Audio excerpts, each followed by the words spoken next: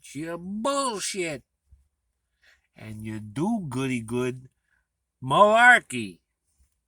Well, what we got here today, people, is something awfully special. Awfully special.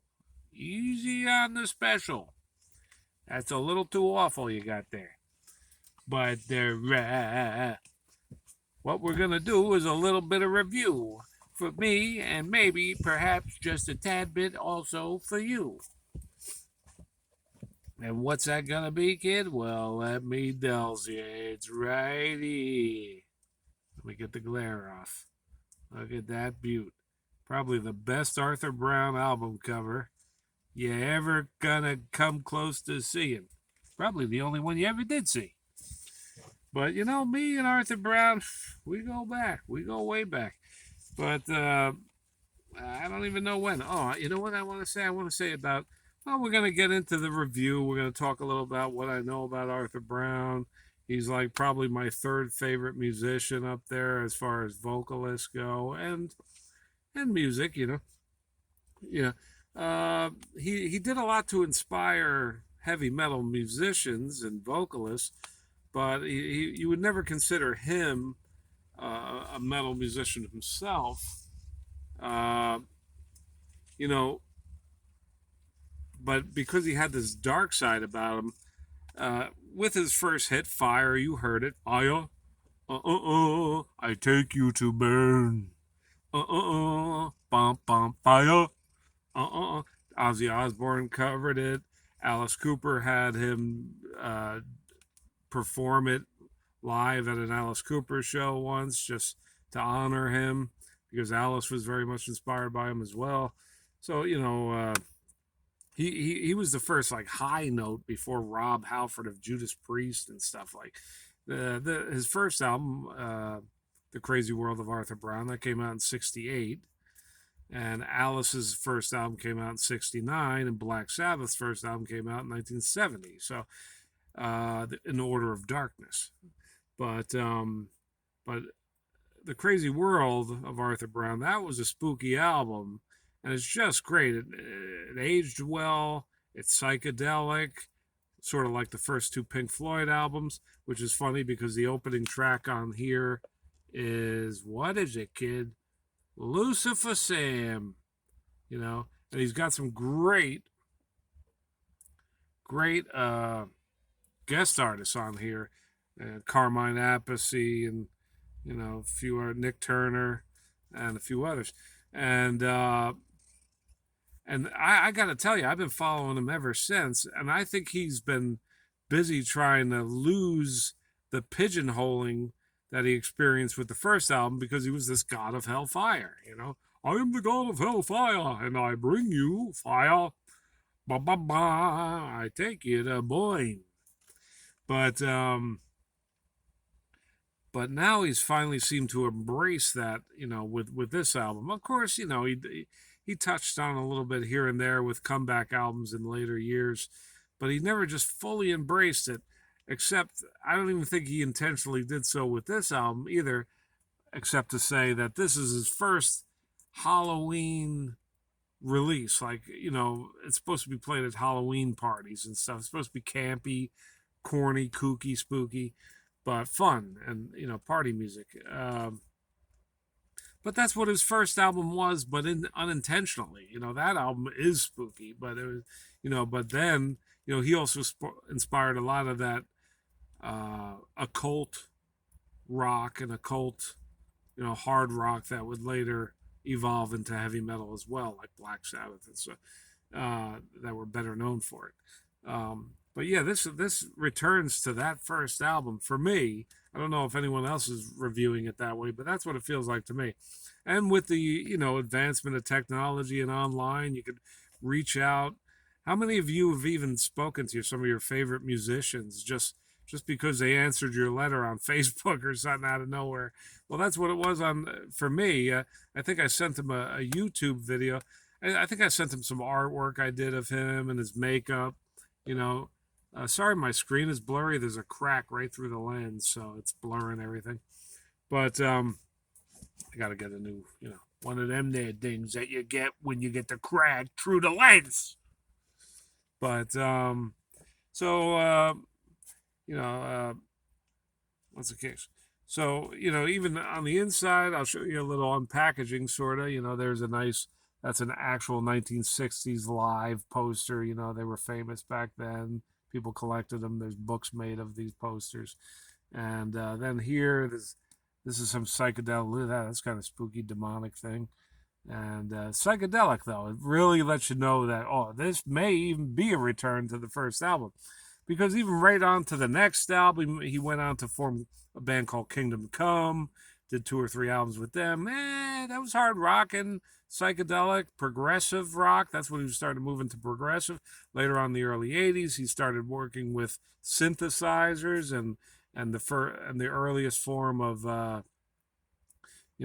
programmed drumming, automatic drumming, uh, I think he holds the the credit for introducing that, but he never really broke out ever again. He did a guest spot on the movie The Who, The Who's movie. It was a musical opera about Tommy, and Arthur Brown's in there doing a song, and he's acting his typical self. He's got the fire helmet on, where actual fires, and he's the first known to wear makeup, much like King Diamond's makeup later on. And he also, credits King Diamond or Arthur Brown, and he does the highs King Diamond, like Arthur Brown. And if you ever heard my music with Inverticrux or Vintage Flesh, I'll belt out a little high every once in a while. Then I'm halfway decent at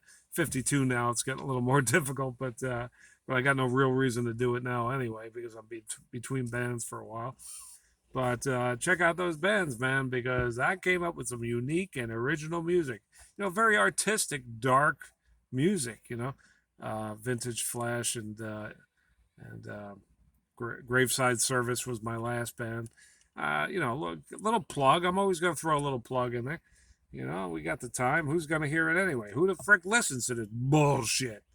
But so anyway, we're back to the fold, and then it unfolds one more time to your basic credits and whatnot. Very interesting. No actual photo of Arthur Brown himself, except for this, that they captured him in his 60s glory, which he's actually 80 years old singing on this. And unfortunately, you could tell, because he had a very baritone, very powerful operatic voice. He actually was trained in operatic singing. Parents had him schooled that way, thinking he was going to be the next, baritone or whatever they call him. Can't think, but and that's also what inspired me. That actually, Bruce Dickinson of Iron Maiden fame credits Arthur Brown as 50% of his vocal stylings. So, getting back to Arthur's, my connecting with Arthur personally, I don't know if it was on a YouTube channel or something, or on his Facebook, but he finally got back to me personally. Not that I was hounding him or anything. It was almost immediate, to some video. I think I did a karaoke video of his number 2 hit. It was a number 2 hit. He was a one-hit wonder in the 60s, with Fire. And I did a cover of it at a karaoke night. And I filmed my karaoke nights right here on Razor Record, the YouTube channel. You can look it up at the playlist, Drunken Metal Karaoke Nights, which I do some oldies, a lot of metal. And he was so impressed with my version of Fire, and that he had to get back to me, which was just an amazing honor. And he shared it on his channel, my version of singing Fire, and I do the little wacky dance he did back then, and no fire helmet included, unfortunately, but yeah, he was very cordial, very approachable, and just very humble and decent. I even told him I'm a Christian. He doesn't consider himself so very much one. like me, he was raised Catholic and turned off by the religion, but I don't know if he's saved or what, but he's comfortable whatever your religion is. And so, anyways, so he shared that, and the video got hundreds of views, thankfully for that, and I appreciate it. Thanks a lot, Arthur. And so last, he started a comeback a revival around 2014 with he had somewhat of a trying to get a hit off that album. It's a very interesting song, catchy. But of course, there's no radio platform for someone like Arthur Brown anymore. And so it never got very far. Then I think he did two more albums since then, not including this one. And I just followed him ever since. And yeah, it was two more. And all very, psychedelic, trying to stay true to the original. That's when he finally started coming back to his original sound in more recent years, but never really captured it like this, because this is death rock. There's just a whole lot of guest artists, some of them from actual little known death rock bands, which were very much inspired by him and others like Alice and Velvet Underground and Alien Sex Fiend and the Cramps and Misfits. That's all, very, sort of death rock, but also punk and everything else. But anyways, so now we're going to get into the song listing and maybe play a little bit for you. So the opening track is the Pink Floyd track, and let's hear it here.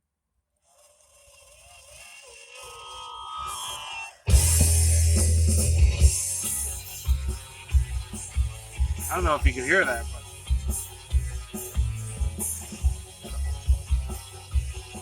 this is the Pink Floyd cover. 80 years old, pulling off that high. A little dry, a little thin now. And other reviews of this album complained about his voice being dry and thin now. But so what? He's 80 years old. Like these cops. Sitting by your side, sitting by your side. That cat's something I can't explain.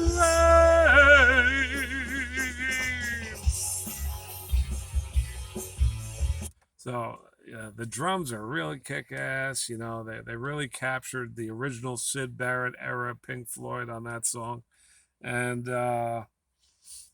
just beautiful. So I think there's only 3 covers on here, and the rest are originals. And I think we go. Let's see. Let's go into the next track. So that's just a good opener. I'd rather open with an original.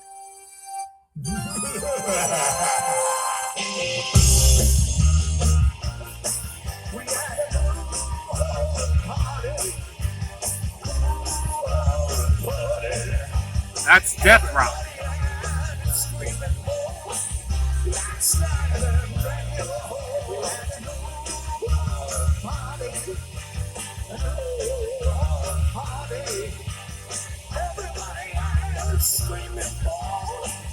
Last night of Dracula's Hall.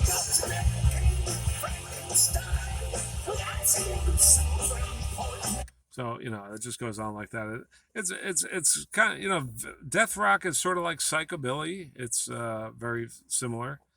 Probably really the same thing. And I had a psychobilly band called John Hex's Creepshow. Was my first official band. I began as drummer and backup vocals, and we have one release out. Return of the Living Creepshow, I believe it is. It's out of print, but you can find it on YouTube. Not the full album.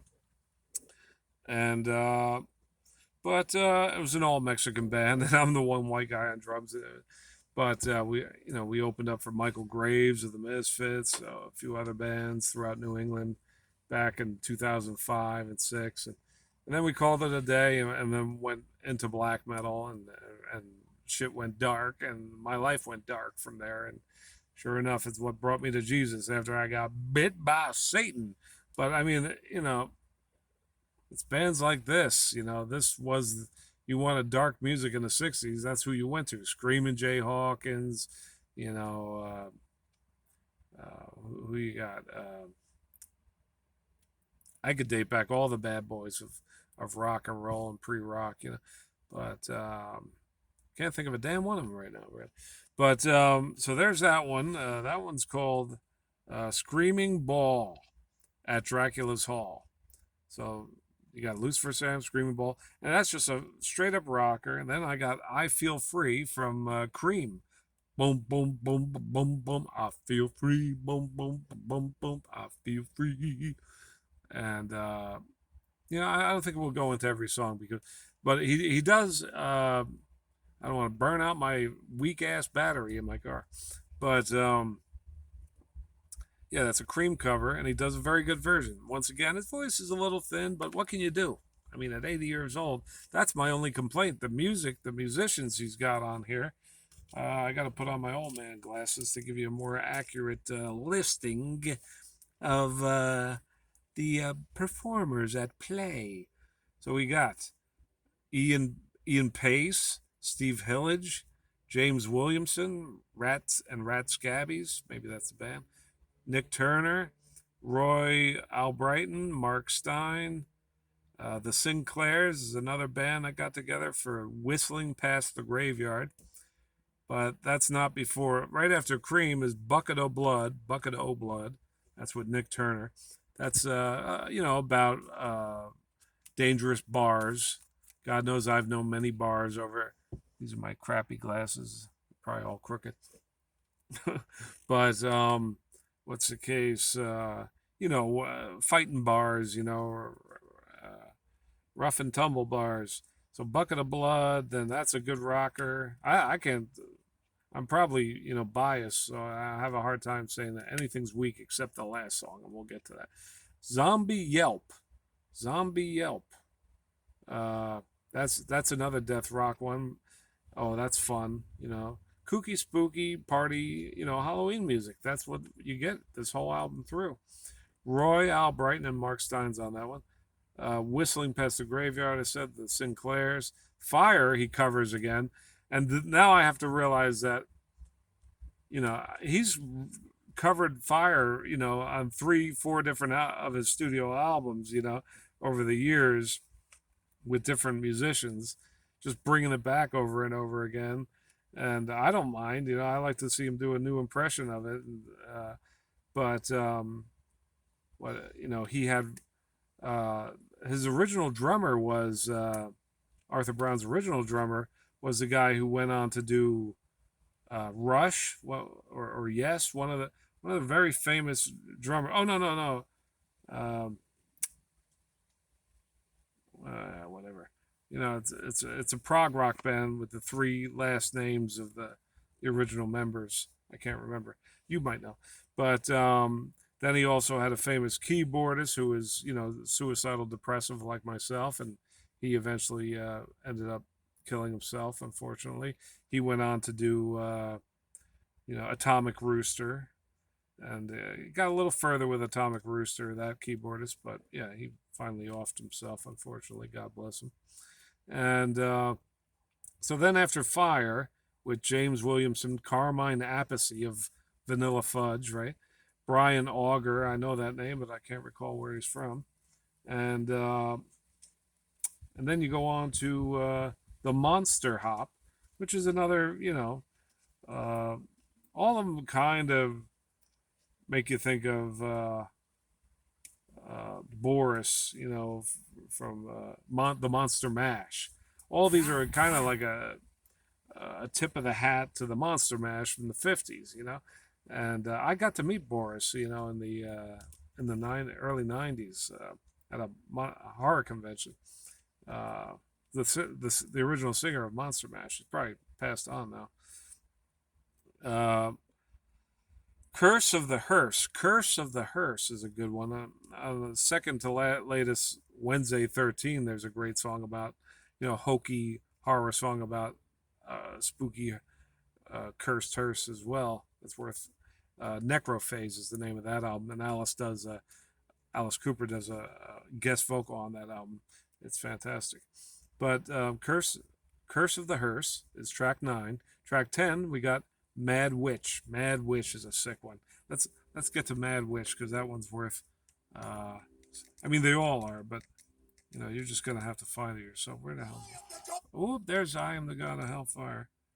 But I should play that for you just so you.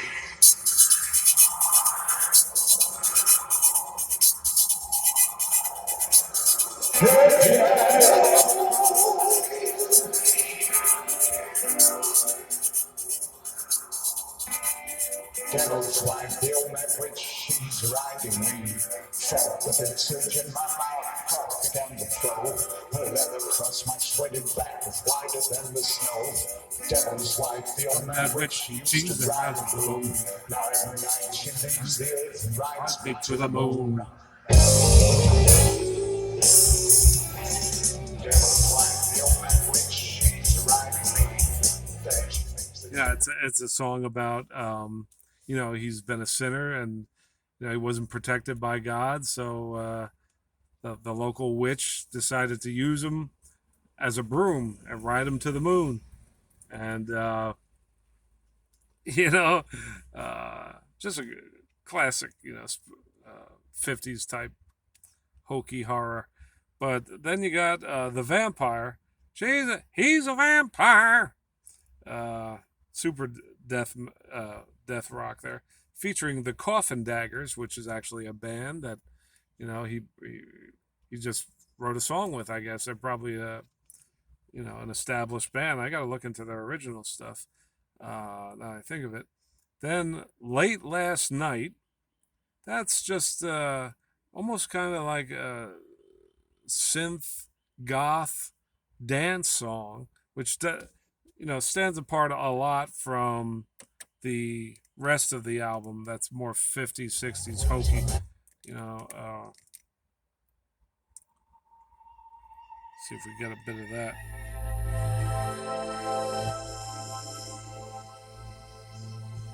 Heavy synth.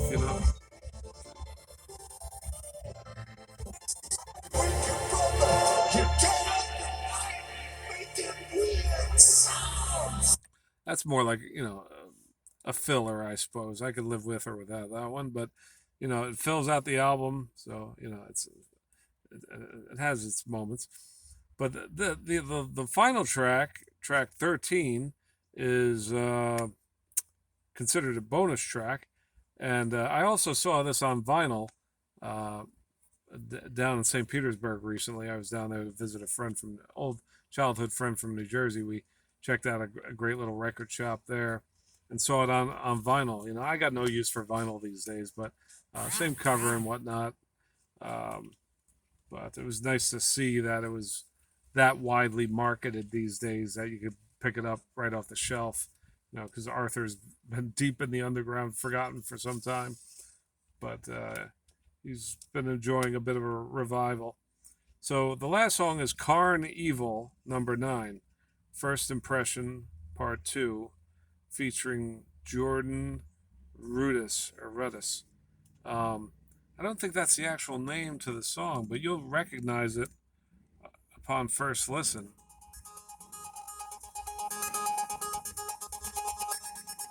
Welcome back, my friend, to the show that never ends. I'm so glad you could attend. Come inside, Come inside. There we have it, gas. There's a real blade of gas. Be careful when you pass. Move along, move along. Hard inside, show the vibe stop. They do a wonderful version of this song.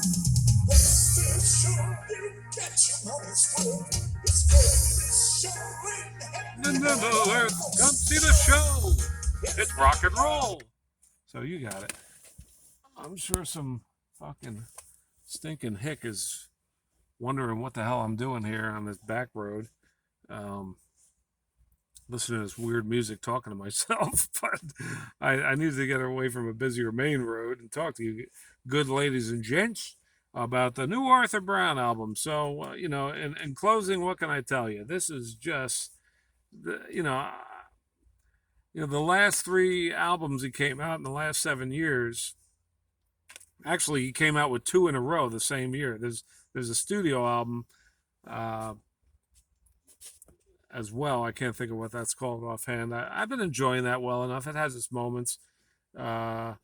there's always good stuff, but this, reminds me of the height of his career. Finally, he just sort of embraced what everybody originally loved him for, you know.